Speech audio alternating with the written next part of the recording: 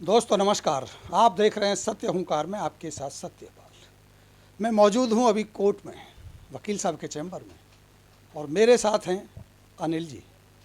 मसला बहुत बड़ा भी है, गंभीर भी है, और मसला ये भी है कि शायद बहुत सारे रेजिडेंट्स को, बहुत सारे एसोसिएशंस को एक मैसेज जाएगा, क्योंकि बहुत सारी शिकायतें भी हैं, रेजिडेंट्स को लेकर भी हैं, एसोसिएशंस को लेकर भी हैं। आज एक ट्रेंड बन गया है कि अगर आपने फ्लैट ले लिया है तो पहले तो आप बिल्डर से सताए जाएंगे और उसके बाद फिर आप रेजिडेंशियल वेलफेयर एसोसिएशन से सताए जाएंगे। आए दिन शिकायतें मिलती हैं, रेजिडेंट वेलफेयर एसोसिएशंस के प्रधान गलत तरीके से पैसे उगाते हैं। शिकायतें मिलती हैं कि अगर भंगार वाला भी आपकी सोसाइटी में आ जाए तो उससे भी पैसे वसूल लिए जाते हैं।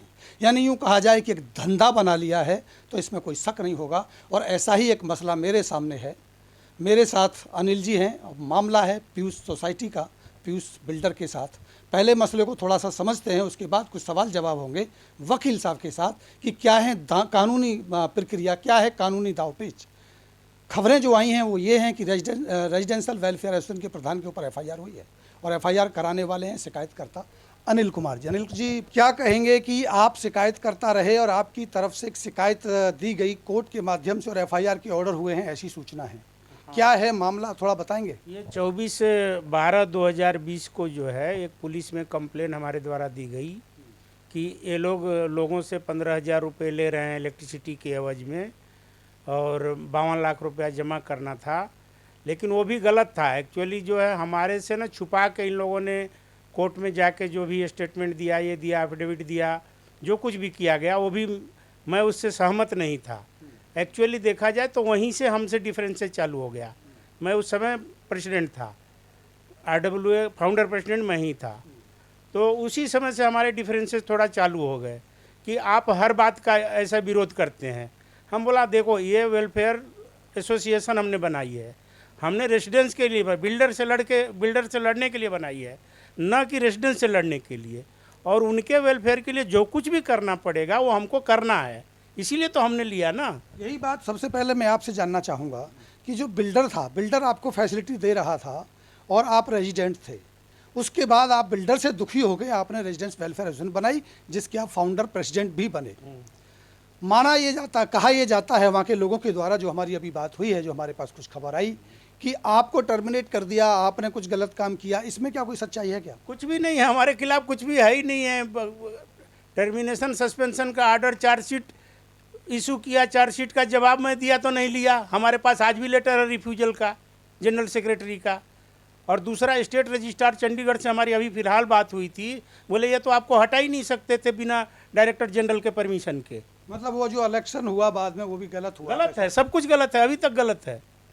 तो ऐसा क्या कारण मानते हैं, क्यों ऐसा हो रहा है? क्या कोई लोकल या कोई वहाँ से कोई बाहुबली है ऐसा जो इस तरह से इस एक्टिविटी में? सिंपल सी बात है, अब तो बात सारी समझ में आ रही है कि विजेंद्र नरवत ने इनको क्या बोलते हैं, उसका हाईजैक कर लिया है हमारे सोसाइटी को। सिक्योरिटी एजेंसी उसकी है, उसमें नवीन जो एक करके ऑफिस में बैठता है वो भी लोकल उन्हीं का आदमी है। वो बोले यहाँ 24 घंटे खड़े रहो तो 24 घंटे खड़े रहेगा, हम लोग के साथ बदतमीजी करता है। आपकी शिकायतें क्या क्या रही हैं एसोसिएशन से? अगर मैं आपकी कंप्लेंट की बात करूं जो आपने शिकायत, सिस्टम ही कोलैप्स है पूरा। RWA सिस्टम से काम नहीं कर रही है, केवल बस पैसे दे दो। और आज तक जितना भी इन्होंने 4 साल में काम किया हमारे हटने के बाद, इनका मैंने बहुत बड़ा एक ये था कि अगर ये रहेंगे तो हम गलत काम नहीं कर पाएंगे। सिंपल सी बात है। तो क्या आप ये कहना चाहते हैं कि जो लड़ाई आपने बिल्डर के साथ लड़ी, जो रेजिडेंट वेलफेयर के साथ में जो गलत काम हो रहा था, उसके लिए आपने एसोसिएशन बनाई, फिर एसोसिएशन भी वही करने लगी जो बिल्डर कर रहा था? हाँ, वही उससे ज़्यादा। हमने रिचार्ज का एक केस किया, कोर्ट में चल रहा था बिल्डर के खिलाफ, उसकी हिम्मत नहीं पड़ी कभी बिजली बंद करने की। इन्होंने तो 4-4 बार हमारी बिजली बंद कर दी, प्रेसिडेंट रहते हुए हमारी बिजली बंद करवा दिया। इसकी इतनी चलती थी, बताइए। हम तो एक हिसाब से शून्य प्रेसिडेंट थे ना। कोर्ट में आप कैसे गए? कोर्ट से पहले आपने कोई नज़दीकी थाने को शिकायत की? नहीं, शिकायत हाँ थाने में की। हम तो मतलब रिचार्ज भी 4-4 बार पुलिस को बुला के किया, वो सब रिकॉर्ड में है। नहीं तो रिचार्ज नहीं करते थे हमारी। कोर्ट से जो ऑर्डर हुआ है एफआईआर कराने का, कितना समय लगा आपको कोर्ट में जाने के? ये करीब 2 साल लग गया। 2 साल का वक्त हो गया आपको लगातार इनके खिलाफ शिकायत करते और लड़ते? हाँ, यही केस थोड़े है। हाई कोर्ट में इलेक्ट्रिसिटी के ऊपर और केस चल रहा, ये भी उसी से रिलेटेड केस है। अभी एफआईआर हुई है जो कोर्ट ने ऑर्डर किया है? नहीं नहीं, अभी तो एफआईआर नहीं हुई है। बोला है पेपर के थ्रू, मेरे को पता चला है कि एसओचओ साहब ने बोला कि दर्ज करेंगे। मसला बड़ा है क्योंकि ये बहुत सारी एसोसिएशन ऐसी सोसाइटी यहाँ काम कर ही रही हैं फरीदाबाद में, उनके लिए एक नज़ीर बनेगा तो बड़ा कदम हो सकता है। आपको डर नहीं लगता है कि आपको लोग धमकाएंगे या आपको कहीं मेरे को नहीं, मैं तो इस मामले में बड़ा निडर आदमी हूँ, मेरे को कोई धमका नहीं सकता है और मैं भी नहीं बोलना चाहिए। हम नेताओं को हम नेता समझते ही नहीं। आज के नेता नेता नहीं रह गए हैं, ये पैसा उगाही के साधन बन गए हैं। चुन के तो चले जाते हैं, काम पब्लिक के विरोधी करते हैं, इसलिए मैं इसमें विश्वास नहीं करता। चलिए हम इस असली पहलू को अब समझेंगे वकील साहब के साथ, जो इस केस के वकील रहे हैं मनोज शर्मा जी, उनके साथ बात करेंगे। कुछ कानूनी पहलू पर बात करेंगे कि क्या रेजिडेंट वेलफेयर एसोसिएशन के प्रधान के खिलाफ, जो अब तो ये रेजिडेंट हैं क्योंकि प्रधान पहले थे, अब तो प्रधान खत्म हो गए, क्या ये एफआईआर करा सकते हैं, क्या ये शिकायत दे सकते हैं, या जिस तरह के आरोप इनके द्वारा लगाए गए रेजिडेंट वेलफेयर के प्रधान के ऊपर की वसूली हो रही है, क्या वो लीगल है इलीगल है, क्या है कानूनी दाव पेच, उसको भी समझेंगे और इस केस का पूरा अपडेट क्या ये भी आपको बताते हैं। आप जुड़े रहें मेरे साथ। अभी मैं वकील साहब के साथ बात करता हूँ। मेरे साथ हैं एडवोकेट मनोज शर्मा जी, और इन्होंने इस फाइल को किया, लगभग 2 साल लगे इस केस तक पहुंचने में, एफआईआर तक स्थिति लाने में, और आज तो ये फरीदाबाद का ब्रेकिंग न्यूज़ बन गया है कि रेजिडेंटल वेलफेयर एसोसिएशंस के प्रधान के साथ एफआईआर हो जाए। बड़े आरोप लगे थे। सबसे पहले समझेंगे वकील साहब से। वकील साहब बहुत बहुत स्वागत है आपका। नमस्कार जी। क्या है पूरा मामला, एक बार विस्तार से समझने की कोशिश करेंगे, क्योंकि 2 पक्ष हो रहे हैं। एक तरफ कहा जा रहा है कि एक व्यक्ति पूरे के पूरे एसोसिएशन को परेशान कर रहा है, दूसरी तरफ कहा जा रहा है न्याय की बात हो रही है। तो मेरे कुछ सवाल होंगे, लेकिन उससे पहले मैं जानना चाहूँगा आखिर पूरा मामला क्या है शिकायत से, थोड़ा सा बताएं। जी देखिए, थोड़ा सा बैकग्राउंड में जाना पड़ेगा कि पीयूष हाइट्स को पीयूष बिल्डर्स ने डेवलप किया था, और इस सोसाइटी में बिल्डर के ही एक सिस्टर कंसर्न द्वारा पहले मेंटेनेंस की सर्विसेज दी जाती थी। वो मेंटेनेंस एजेंसी, क्योंकि बिल्डर की ही सिस्टर कंसर्न थी, उससे ग्रीवांस थे रेजिडेंट्स के, और इन ग्रीवांस को डिफरेंट फोरम के सामने ले जाने के बाद रेजिडेंट्स को कुछ सजेशंस मिली कि आप एक आरडब्ल्यूए फॉर्म कर लीजिए और आप इनसे टेक ओवर ले लीजिए मेंटेनेंस के वर्क का। उसी कवायद में ये आरडब्ल्यूए को फॉर्म किया गया था, जिसके फाउंडर प्रेसिडेंट रहे थे मिस्टर अनिल कुमार सिंह, जो इस मामले में शिकायतकर्ता भी हैं। इसमें एक बड़ा महत्वपूर्ण जो तथ्य है वो ये है कि उस वक्त उस मेंटेनेंस एजेंसी के खिलाफ अनिल कुमार सिंह जी की नेतृत्व में जो आरडब्ल्यूए बनी थी, उसने एक सिविल दावा न्यायालय में डाला था, जो आज भी विचाराधीन है।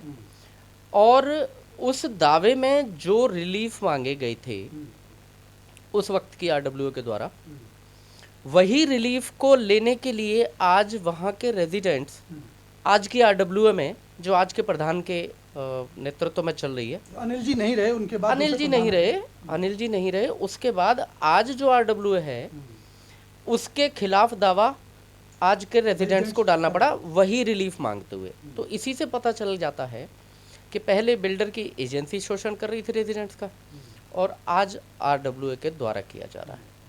अब मामले पे आ जाते हैं कि इन्हीं शिकायतों को लेकर, वो शिकायतें ये थी कि एग्जीक्यूटिव बॉडी जो आरडब्ल्यूए की है, वो अपने प्रधान के नेतृत्व में ऐसे कृत्य कर रही है, ऐसे प्रस्ताव पारित करती है जो मनमाने होते हैं और थोप दिए जाते हैं रेजिडेंट्स पे, और उनकी एवज में, उन प्रस्ताव की आड़ में जो धन की वसूली करने का जो प्रक्रम चल रहा है वो गलत है, और उसके खिलाफ आवाज़ उठाने पर उनकी आवाज़ को दबाने के नाना तिकड़म की जाती है, उपाय किए जाते हैं अलग अलग फोरम पे। इनमें सबसे जो शुरुआत जो डिस्प्यूट जहाँ से अराइज हुआ है वो ये है कि बिल्डर को अब तक सोसाइटी के रेजिडेंट्स देते आ रहे थे बिजली का पैसा, जो कि मेंटेनेंस एजेंसी द्वारा लिया जाता रहा था।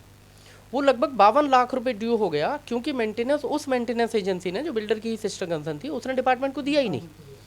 अब डिपार्टमेंट से नोटिस आया डिस्कनेक्शन का, और हाई कोर्ट में एक रिट फाइल की गई कि कनेक्शन डिस्कनेक्ट ना किया जाए। तो वहाँ पर कंसिडरेशन के दौरान एग्जीक्यूटिव बॉडी में उस वक्त शायद वाइस प्रेसिडेंट रहे थे मिस्टर विजेंदर, जो आज जिनके खिलाफ मुकदमा दर्ज हुआ है, वो अनिल कुमार सिंह को किसी भी ये इनके प्रकार है उनको डिसमिसल का कुछ ऐसा कुछ करके प्रस्ताव पारित करके, और हाई कोर्ट में अपने वकील साहब के माध्यम से उन्होंने वहाँ पर ये स्टेटमेंट दिलवा दिया कि ये 52 लाख रुपए हम लोग पे करेंगे, यानी कि RW पे करेंगी। वहाँ तक एक बात समझ आ सकती है कि जस्टिफाइड हो सकता है कि क्योंकि सोसाइटी का कनेक्शन ऑलमोस्ट डिसकनेक्शन के कगार पे था and department was concerned about its dues only, कि 52 लाख रुपया कहीं ड्यू हो गया है, तो वहाँ पर ये स्टेटमेंट वहाँ तक की जस्टिफिकेशन मानी जा सकती है। उसी प्रक्रम में वो पैसा 52 लाख रुपया पे करने के लिए यहाँ पर आकर सोसाइटी में ये फैलाया गया कि भाई हाईकोर्ट ने हमें ये आदेश दे दिए कि ये पैसा तो आपको भरना पड़ेगा और आप 15-15 हज़ार रुपये प्रति फ्लैट हम ले रहे हैं, आप दीजिए। कुछ लोगों ने उस वक्त भी ऐतराज़ जताया था, तो उनको भी फिर वही डिसकनेक्शन और उस सबसे धमका के और उसमें लेके 15-15 हज़ार रुपये प्रति फ्लैट लिया गया, जो ऑलमोस्ट वहाँ पर 1 करोड़ रुपये से ऊपर जमा हुआ, 1 करोड़ से ज़्यादा जमा हुआ। 52 लाख रुपया जिसमें से इन्होंने हाईकोर्ट के सामने डिपार्टमेंट को दे दिया, बजरिए DD दिया, लेकिन उसके बाद जो बाकी पैसा था वो लगभग 50 लाख रुपया लगभग, वो पैसा लगभग 2.5 साल तक RWA के एक अलग खाते में, RWA का एक और खाता एक खोला और आपने। खाता खोल के, जबकि बायलॉज में लिख रखा है कि खाता अगर खोलेंगे तो उसी बैंक के ही सेम बैंक में खोलेंगे, अन्य किसी में नहीं खोलेंगे, जबकि अलग बैंक में खोल के वहाँ पैसा रखना बताया जाता है। रेजिडेंट्स को नहीं पता कि वाकई में वहाँ रखा भी गया है या नहीं, परंतु ऐसा बताया जाता है। बाकी उस पैसे का 2.5 साल तक क्या किया कुछ नहीं पता है। इसके अलावा फिर क्या हुआ कि एक नया प्रस्ताव पारित कर दिया। उन्होंने कहा कि भाई ये सारे मीटर जो लगभग 4 साल पहले ही बिल्डर ने लगा के दिए थे और सही चल रहे थे, उसको बदलने का एक प्रस्ताव पारित कर देते हैं, 7,000 रुपया प्रति फ्लैट वसूलने का फरमान जारी कर देते हैं। कुछ लोग फिर इस पर ऐतराज़ जताते हैं, अलग अलग फोरम्स में जाते हैं, लेकिन कोई सुनवाई नहीं किसी तरह की। तो मीनवाइल एक दूसरा इशू भी था बिजली से लेकर ही कि 7 रुपया कुछ पैसा चार्ज किया जा रहा था जब तक रेजिडेंट से, जो कि सरासर बिजली विनियामक प्राधिकरण हरियाणा का जो है हमारा HERC, उसके नियमों के विरुद्ध है, क्योंकि उनका रेट 5 रुपये समथिंग। एग्जैक्टली टैरिफ रेट उन्होंने एक जारी किया हुआ, उस टैरिफ रेट से ऊपर कोई भी एजेंसी या फ्रेंचाइजी, इवन खुद विभाग नहीं चार्ज करता, कानून के मुताबिक नहीं। कानून के मुताबिक ले नहीं सकता है। It amounts to the resale of the electricity which is not permissible in the law. तो एक ये भी इशू था। इस इशू को लेकर विभाग ने बिजली विभाग के समस्त अधिकारियों को यहाँ अप्राइज किया, कोई हल नहीं मिला। उसके अलावा कंज्यूमर ग्रीवांस रिड्रेसल फोरम है एक, जो बिजली विभाग का ही है हिसार में, वहाँ पर भी ये लोग गए और कंज्यूमर ग्रीवांस रिड्रेसल फोरम ने निवासियों के पक्ष में एक आदेश पारित किया कि ये बिल्कुल स्पष्ट है। 2 बातें उन्होंने स्पष्ट की, SDO को बाकायदा डायरेक्शन दी उन्होंने कि ये स्पष्ट है कि एक तो टैरिफ रेट से ज़्यादा चार्ज नहीं कर सकते, तो टैरिफ रेट ही चार्ज किया जाए। दूसरी बात, बिजली के बिल को, बिजली के यूसेज के बिल को आप मेंटेनेंस के साथ जोड़ के नहीं देंगे। मेंटेनेंस आप सेपरेट चार्ज करेंगे और बिजली के यूसेज को सेपरेट चार्ज करेंगे और सेपरेट बिल्ड भी करेंगे, ये किया जाए। और तीसरा, SDO कंसर्न को उन्होंने ये डायरेक्शन दी थी कि इन सब की पालना सुनिश्चित की जाए और इसके अलावा ये सब कुछ ऑडिट किया जाए। परंतु SDO ने कुछ नहीं किया, बिकॉज SDO और वहाँ के जो पुलिस अधिकारी हैं स्थानीय थाने के, वो लगभग हमेशा मिली भगत में रहते हैं, कुछ नहीं हुआ लंबे समय तक। सारी जगह से थक हार के ये लोग फाइनली कोर्ट में आए और कोर्ट में यहाँ पर एक तो सिविल दावा डाला गया इन्हीं सब ग्रीवांस को बताते हुए, और सिविल में हमने ये रिलीफ मांगा कोर्ट से कि एक तो मीटर डिस्कनेक्ट ना किया जाए। वो लोग प्रीपेड मीटर हैं वहाँ पर, जिनका पैसा वो पहले दे देते हैं, रिचार्ज किए जाते हैं और बिजली फिर ख़त्म होती है, फिर रिचार्ज किए जाते हैं।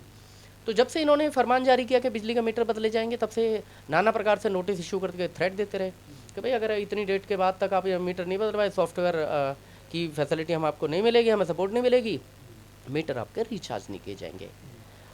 जबकि जो पुराने मीटर लग रहे थे एलमैक्स कंपनी के थे, प्रॉपरली वर्किंग थे, और एलमैक्स कंपनी ने लिख के दे दिया कि हम तैयार हैं अपनी सॉफ्टवेयर सपोर्ट देने के लिए, हमारा सॉफ्टवेयर सपोर्ट ऑलरेडी RWA के ही पास है, बट वो जानबूझ के ऐसा नहीं कर रहे थे।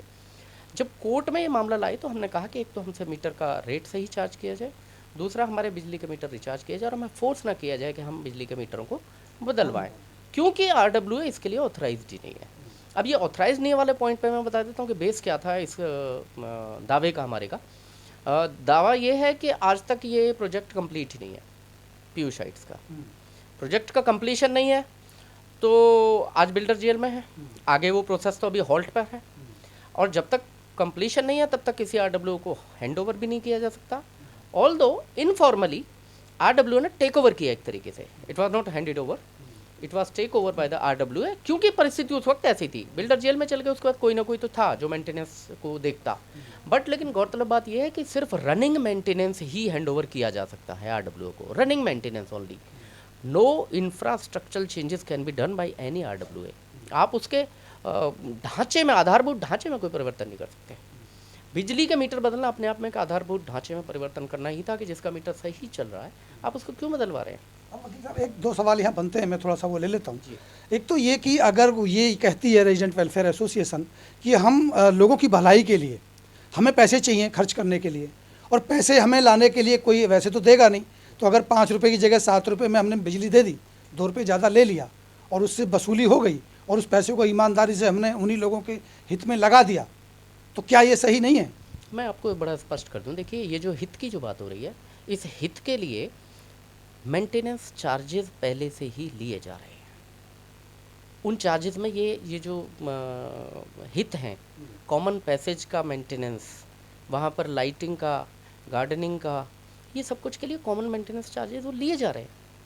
जब कॉमन मेंटेनेंस चार्जेस अलग दिए जा रहे हैं तो बिजली के चार्जेस को उसमें मर्ज करने का कोई औचित्य नहीं बनता, न तो नैतिक रूप से और ना ही कानूनन रूप से, जैसा मैंने अभी स्पष्ट किया। उसके लिए चार्जेस वो ले रही है पहले मेंटेनेंस के नाम पर, ये इसीलिए तो मेंटेनेंस ले। ये कानूनी गलत है कि आप ज़्यादा पैसा बढ़ा के नहीं ले सकते। बिल्कुल, वो भी नहीं ले सकते, और प्लस मेंटेनेंस अलग ले रहे हैं आप उसके लिए, जो उन्होंने बताया कि हम हित के लिए ले रहे हैं, उसके लिए वो मेंटेनेंस ले रहे हैं। लाइक गार्बेज को पिक करवाना है तो उसके लिए मेंटेनेंस में इंक्लूडेड है चार्जेस, लाइटिंग का अरेंज है तो उसके लिए मेंटेनेंस में इंक्लूडेड है, वो सब कुछ वो अलग से चार्ज कर रहे हैं ऑलरेडी। तो इसके लिए इन दोनों को मर्ज करना कहीं से भी औचित्यकारी नहीं है। एक और बात आपने गार्बेज की कही, अब अमूमन और सोसाइटियों में भी, मैं इसकी बात नहीं कर रहा हूँ, और सोसाइटियों में भी अमूमन ये देखा जा रहा है कि गार्बेज लेने वाले से भी, भंगार जो लेने के लिए आता है उसको भी टेंडर दे रही है एसोसिएशन, उससे पैसे ले रही है और फिर रेजिडेंट से भी पैसे वसूल रही है। तो क्या ये जायज़ है कि वो पैसे ले सकते हैं ऐसे?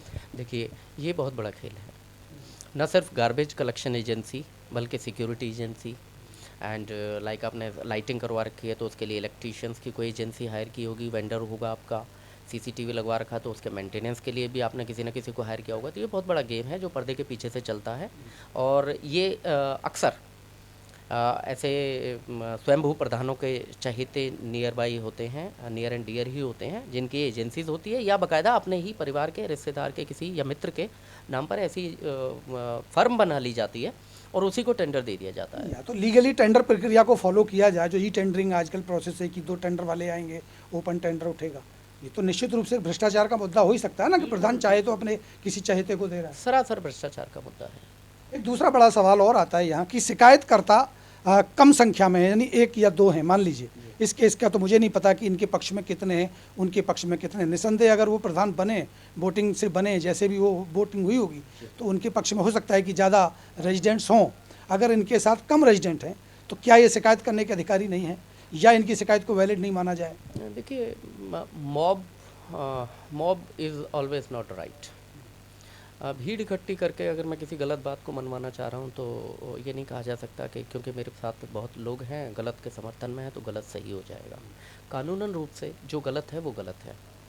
एक बात मैंने बड़ी स्पष्ट करी कि अभी तक हैंड ओवर नहीं है, प्रोजेक्ट कंप्लीट नहीं है, RWA को हैंड ओवर नहीं है, RWA ऑथराइज्ड ही नहीं है। रनिंग मेंटेनेंस के अलावा जो वो भी परिस्थिति के अनुसार उसको देखना पड़ रहा है, अन्यथा वह भी देखने के लिए भैया अधिकृत नहीं है।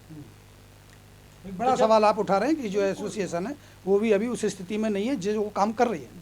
बिल्कुल नहीं है, स्पष्ट तौर पर है। ये कोई कागज़ अभी तक RWA के पास ऐसा, वो अभी तक जो पुलिस को दिए गए जवाब में शामिल किए गए उनके डॉक्यूमेंट, या इससे पहले सिविल दावे में उनका जवाब दावा आया था, उसमें ऐसा कोई कागज़ उनके पास नहीं है, ना वो दिखा पाए हैं कोर्ट को कि वो अभी तक इस रूप से, इस कानूनी रूप से अधिकृत हों इस कृत्य को करने के लिए, लेकिन उसके बावजूद किए चले जा रहे हैं। अब ये जो FIR के ऑर्डर हुए हैं, इसमें उस पक्ष को सुना गया है या वन साइडेड FIR के ऑर्डर हो गए हैं? इसमें मैं एक, वैसे तो देखिए प्रक्रिया के अनुसार तो इसमें जहां शिकायतकर्ता को ही पहले कोर्ट के समक्ष सुना जाता है, परंतु इसमें जोड़ के मैं आपको बताना चाहूँगा कि हमारी शिकायत के बाद ये पुलिस को शिकायत दी थी 24/12/2020 को, 2020 में से 2020 में इन निवासियों के द्वारा। तो जो 2020 में जो शिकायत दी गई थी उसमें बड़ा डिटेल्ड उन्होंने अपने एलिगेशंस को एक्सप्लोर करके लिखा हुआ है, और उसके बाद इनका पक्ष जाना गया था। तो ऐसा नहीं कह सकते कि इनको सुना नहीं गया या इनको पता नहीं है, नंबर 1। नंबर 2 कि जब कोर्ट में हम आए, पुलिस ने कुछ नहीं किया तो फिर हम कोर्ट का अप्रोच किया, और जब माननीय न्यायालय ने पुलिस से स्टेटस रिपोर्ट मंगाई इस मामले की, तो जो स्टेटस रिपोर्ट पुलिस ने फाइल की है और पुलिस ने जो इनका वर्जन लिखा है उसमें स्पष्ट है कि इनके वर्जन को सुना गया है। न सिर्फ सुना गया है बल्कि बड़ा आश्चर्यजनक रूप से पुलिस की मिलीभगत इससे साबित होती है कि इस स्तर पर कानूनी रूप से कम एक्यूज पक्ष को, दोषीगण को नहीं इस तरीके से सुना जाना है कि उनके कागजात लाके कोर्ट में फाइल किए जाएं। परंतु पुलिस ने अपने जवाब में डेलिबरेटली, जानबूझ के, क्योंकि इनके साथ संलिप्तता रही है, इनके कहने पर एक बंडल ऑफ डॉक्यूमेंट यहाँ कोर्ट में फाइल किया था।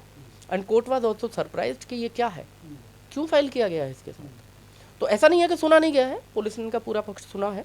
और पुलिस ने जो जवाब फाइल किया था उसमें ये कहा कि ये माना, मैं आपको बड़ा सरप्राइजिंग वो पढ़ के बता देता हूँ, जो 15,000 रुपये का मसला जो इनिशियल जहाँ से डिस्प्यूट आ रहा है इधर, मैं उसके बारे में आपको लिख के दे देता हूँ। पुलिस ने कोर्ट में स्टेटस रिपोर्ट फाइल की कि हमारी जांच में अब तक ये आया है और दोषी नहीं, कोई दोष नहीं पाया जाता है, कोई अपराध नहीं पाया जाता है। तो ये मैं 15,000 वाले मसले पर आपको बताता हूँ कि एसटीपी का आदेश के बाद आरडब्ल्यू ने सोसाइटी को पूर्ण रूप से टेक ओवर कर लिया। मैं यहीं पर रुक कर दोबारा बता रहा हूँ कि अभी तक एसटीपी का कोई ऐसा आदेश नहीं है कि आरडब्ल्यू टेक ओवर कर सकती है या कर चुकी है या टेक ओवर दे दिया गया है, हैंड ओवर टेक ओवर कर लिया। उसके बाद से अभी तक आरडब्ल्यू ही सोसाइटी की देखरेख कर रही है और सभी फ्लैटों की सहमति से जो उस समय रह रहे थे, सहमति वर्ड पे मैं आऊँगा अभी, 15,000 रुपया हर फ्लैट मालिक से ले लिया गया। जो 52,04,395 रुपये का बिजली बिल माननीय हाईकोर्ट चंडीगढ़ में ही बैंक एसडीओ डीएचबी उनको दे दिया गया। जो बाकी रुपया 48 लाख रुपया बचा हुआ था, आप देखिए गौरतलब, पुलिस ने माना है, यहाँ पर यह स्पष्ट हो रहा है, बचा हुआ था, फ्लैट मालिकों को वापस दिया जा रहा है। कब दिया जा रहा है ये मैं बता देता हूँ कि जब माननीय न्यायालय में हमने शिकायत दे दी और पुलिस से स्टेटस रिपोर्ट मांगी गई, उसके बाद आरडब्ल्यूए ने ये नोटिस जारी किया कि आपको ये पैसा वापस दिया जाएगा। अब अभी चेक की हमने चेक लीफ मांगी है, बुक लीफ मांगी है बैंक से और फिर आपको बजरिया चेक दिया जाएगा। इसका मतलब उस तारीख से उस तारीख तक लगभग 2.5 साल तक ये पैसा रिटेन करके रखा आरडब्ल्यू ने। देना नहीं चाहते थे, पुलिस में शिकायत ना होती तो अब भी नहीं दे रहे थे वो। तो 2.5 साल तक इलीगली रिटेन करके पैसे को रखा ना, कहाँ यूज किया बताते क्यों नहीं, ओपन में क्यों नहीं करते। अगर आप मिनिमम मांगिए 48 लाख रुपए एडमिटेडली इसमें आ रहा है, 48 लाख रुपए में आप 2.5 साल का ब्याज ही जोड़ लीजिए मिनिमम बैंक के रेट पे भी, तब भी एक बड़ा अमाउंट बनता है। क्या उनको ब्याज के साथ पैसा लौटाया? ब्याज के साथ नहीं लौटाया है। 7,000 रुपया प्रति फ्लैट ओनर देने का जो उन्होंने नोटिस जारी किया है वो उसमें ब्याज कहीं इंक्लूडेड नहीं है, ब्याज ही इंक्लूडेड नहीं है। इसके अलावा उसका क्या किया गया ये अभी तक स्पष्ट नहीं है। शेयर में पैसा लगाया गया या किसी को ब्याज पर वापस दिया गया, किसी को किस बैंक में रखा गया, कितना था, कब कितना निकाला, कितना डाला वापस, ऐसा कुछ स्पष्ट नहीं। आपका मानना है कि दबाव की वजह से miss appropriation, yes it is the clear miss appropriation of the fund of the resident of the society. 2.5 साल तक उनका पैसा आपने रिटेन रखा ही क्यों? 52 लाख रुपए का बिल क्लियर करने के तुरंत बाद उन्होंने नोटिस निकाल के हर फ्लैट ओनर को दे क्यों नहीं दिया? कोर्ट में शिकायत आने के बाद ही क्यों नोटिस जारी किया गया? एक बात स्पष्ट हो गई। दूसरी बात है वो बताएंगे कि बिजली रेट के बारे में कह रहे हैं कि बिजली रेट के बारे में सीजीआरएफ जो मैंने बताया कि उन्होंने आदेश निकाला कि टैरिफ रेट के अनुसार ही आप लेंगे और वो कह रहे हैं कि इसका पालन करते हुए उस टैरिफ रेट को लागू कर दिया गया है। देखिए, कर दिया गया है नहीं सर, मैं आपको ये बताता हूँ, कर दिया गया है मैं भी एक पेज है कि वो कर दिया गया है बाकी फ्लैट ओनर्स के लिए। शिकायतकर्ताओं के तो आज भी 7 रुपया 25 पैसा प्रति यूनिट ही चार्ज किया जा रहा है। कहाँ पालना की जा रही है उसकी? ये लेकिन लिया तो गया होगा ना 7 रुपए, अगर लिया कर दिया गया, पहले जो फालतू लिया गया उसे क्यों नहीं वापस दे रहे? तो अपराध तो वहाँ हो गया ना, ये तो भी उसकी अपराध बात हो गया, बनेगी। ये भी अपराध हो गया। इसी से स्पष्ट हो जाता है। कितनी बार कितना झूठ बोलेंगे? देखिए, एक झूठ को बोलने के लिए आपको 100 बार झूठ बोलना पड़ेगा तो कहीं ना कहीं सत्य उसमें निकल आएगा, जो स्पष्ट तरीके से पुलिस की जांच के इस जवाब में भी निकल रहा है।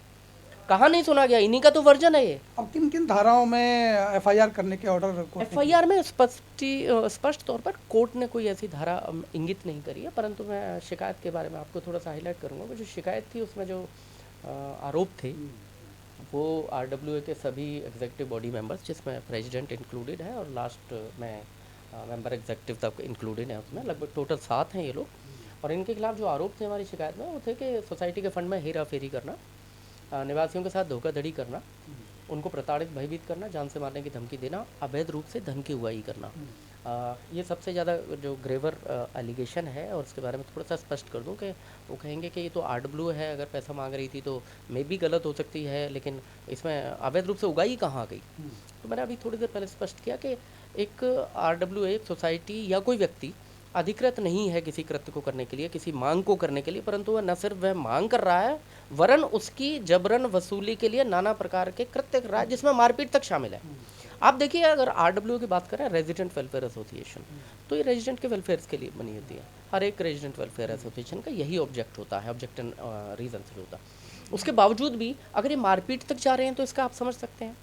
आप हैरान हो जाएंगे कि ये चौथी एफआईआर है।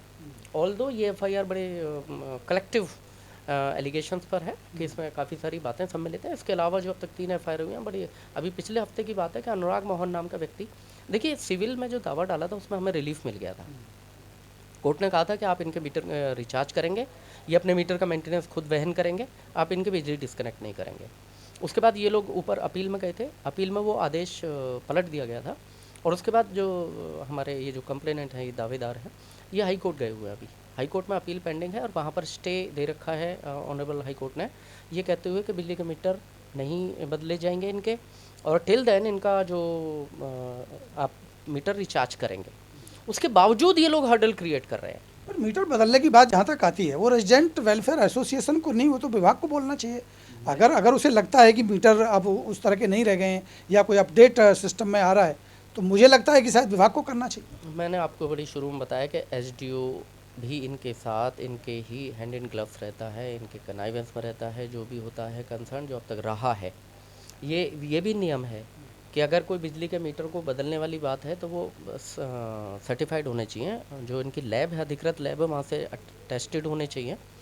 और अभी ये बात हाई कोर्ट में भी इन लोगों ने रखी थी कि ऐसा एसडीओ की तरफ से रखी गई थी, बिजली विभाग के और दोनों तरफ से, पक्षों की तरफ से, कि ऐसी कोई एमिकेबल एक बातचीत निकल सकती है कि सभी को डिपार्टमेंट ही देख ले, ये बिजली का सारा मेंटेनेंस का, मीटर लगाने का, नहीं लगाने का या बिल लेने का डिपार्टमेंट ही देख ले। लेकिन उसके बाद देखेंगे कि मीटर कन्वीन करने की बात कही गई थी और वो मीटिंग कन्वीन करके ऐसे कोर्ट को वहाँ गुमराह करने की कोशिश की जा रही है कि सब कुछ ये फाइनल आउटकम पे पहुँच गए हैं, बट कुछ रेजिडेंट इसके लिए तैयार नहीं है क्योंकि उसमें खर्चा लगेगा और वो खर्चा पे करना। मेन बात सारी खर्चे पे आके घूम फिर के खड़ी हो जाती है। अभी 7,000 रुपया ये लोग वसूल कर रहे थे उनसे, तब खर्चे की कोई बात नहीं आ रही थी। क्यों आप उनकी जेब पे बर्डन क्यों डालना चाहते हैं? बिकॉज ये एक अवैध रूप से आरडब्ल्यू की आड़ में धन उगाही का साधन है। आप कुछ नया प्रोजेक्ट लाएंगे, कुछ चीज़ को बदलने, रद्द करने, इसको बदलने, इसको रिपेयर करने की चीज़ें रखेंगे, तभी धन कलेक्शन का आपका बेस बनेगा और आप उसका धन कलेक्शन करेंगे और तभी आप अपने जो अवैध आपके जो उद्देश्य हैं उनमें शामिल सफल हो पाएंगे। अभी आखिरी ये बात ले लेता हूँ। एक तो एफआईआर के बारे में जानना चाहूँगा, क्या एफआईआर हो गई है अभी आदेश के बाद भी? अभी तक मेरी जानकारी के मुताबिक अभी तक एफआईआर नहीं की है। कोर्ट के आदेश एसएचओ को मिल चुके हैं और एसएचओ ने ये वर्जन दिया था कि एफआईआर जल्द दर्ज करेंगे। तो मे भी पुलिस अपने ये प्रक्रिया में हो कि किन किन धाराओं के तहत मुकदमा दर्ज होना चाहिए।